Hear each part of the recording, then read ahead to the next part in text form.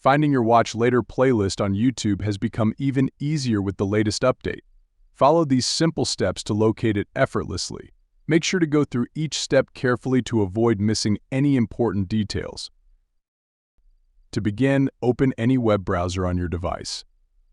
Navigate to the search bar and type in www.google.com. Once the Google homepage loads, perform another search by entering www.youtube.com. Click on the first search result, which should direct you to the YouTube homepage. Once you're on the YouTube homepage, start by selecting the videos you want to save to your Watch Later playlist. If you're unsure how to save a video to a playlist, don't worry, I'll guide you through it. Under each video, you'll find 3 dots. Click on these dots to reveal a list of options.